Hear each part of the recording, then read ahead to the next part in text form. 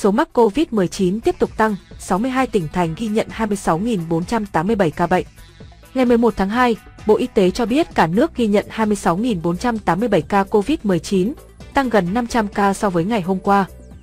Tính từ 16 giờ ngày 10 tháng 2 đến 16 giờ ngày 11 tháng 2, trên hệ thống quốc gia quản lý ca bệnh COVID-19 ghi nhận 26.487 ca nhiễm mới, trong đó 16 ca nhập cảnh và 26.471 ca ghi nhận trong nước, tăng 448 ca so với ngày trước đó tại 62 tỉnh, thành phố, có 8.768 ca trong cộng đồng. Hà Nội tiếp tục dẫn đầu cả nước với 2.908 ca, tiếp đó là Nghệ An, 1.501, Hải Dương, 1.447, Hải Phòng, 1.398, Bắc Ninh, 1.390, Nam Định, 1.287, Thái Nguyên, 976, Ninh Bình, 942, Đà Nẵng, 927, Bắc Giang, 910, Hòa Bình, 879, Vĩnh Phúc, 856, Phú Thọ, 765, Thanh Hóa, 686, Bình Định, 503, Quảng Bình, 493, Quảng Nam, 492, Thái Bình, 490, Quảng Ninh,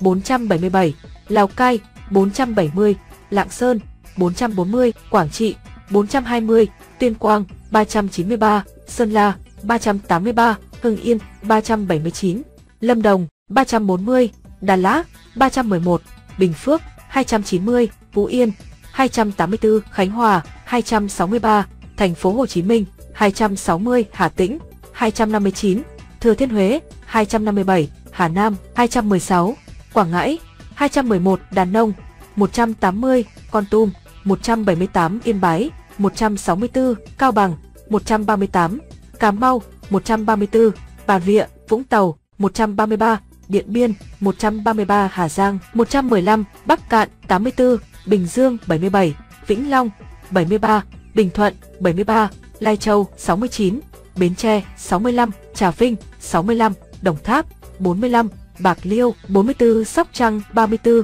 Long An, 31, Tây Ninh, 31, Đồng Nai, 20, An Giang, 19, Kiên Giang, 16, Hậu Giang, 16, Cần Thơ, 15, Ninh Thuận, 8, Tiền Giang, 8. Trung bình số ca nhiễm mới trong nước ghi nhận trong 7 ngày qua là 20.203 ca ngày. Kể từ đầu dịch đến nay, Việt Nam có 2.457.170 ca nhiễm, đứng thứ 34 phần 225 quốc gia và vùng lãnh thổ. Trong khi với tỷ lệ số ca nhiễm 1 triệu dân, Việt Nam đứng thứ 145 phần 225 quốc gia và vùng lãnh thổ. Bình quân cứ 1 triệu người có 24.883 ca nhiễm. Trong đợt dịch thứ 4, từ ngày 27 tháng 4 năm 2021 đến nay, số ca nhiễm mới ghi nhận trong nước là 2.450.024 ca, trong đó có 2.209.852 bệnh nhân đã được công bố khỏi bệnh. Các địa phương ghi nhận số nhiễm tích lũy cao trong đợt dịch này: Thành phố Hồ Chí Minh 515.369, Bình Dương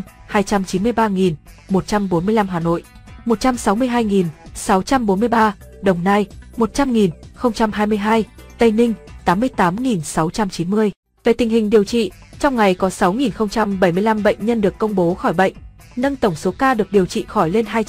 2.212.669 trường hợp. Số bệnh nhân nặng đang điều trị là 2.586 ca, trong đó thở oxy qua mặt nạ 1.843 ca, thở oxy dòng cao HFNC 300 ca, thở máy không xâm lấn 81 ca, thở máy xâm lấn 345 ca, ECMO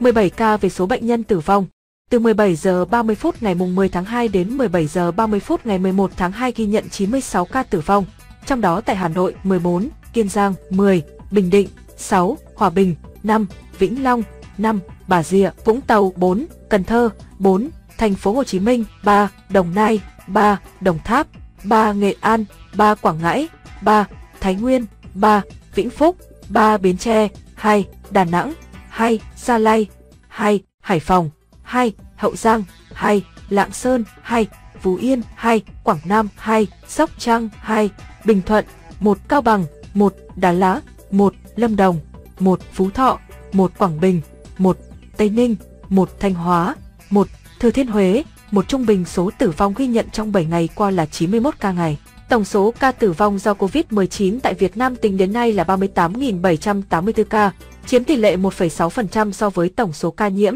xếp thứ 24 phần 225 vùng lãnh thổ. Số ca tử vong trên 1 triệu dân xếp thứ 129 phần 225 quốc gia, vùng lãnh thổ trên thế giới. So với châu Á, tổng số ca tử vong xếp thứ 6 phần 49, xếp thứ 3 ASEAN. Tử vong trên 1 triệu dân xếp thứ 24 phần 49 quốc gia, vùng lãnh thổ châu Á, xếp thứ 4 ASEAN. Về tình hình tiêm chủng, trong ngày 10 tháng 2 có 704.066 liều vaccine phòng COVID-19 được tiêm. Như vậy, tổng số liều vaccine đã được tiêm là 184.868.879 liều, trong đó tiêm mũi 1 là 79.182.759 liều, tiêm mũi 2 là 74.618.590 liều, tiêm mũi 3, tiêm bổ sung tiêm nhắc và mũi 3 liều cơ bản là 31.067.530 liều.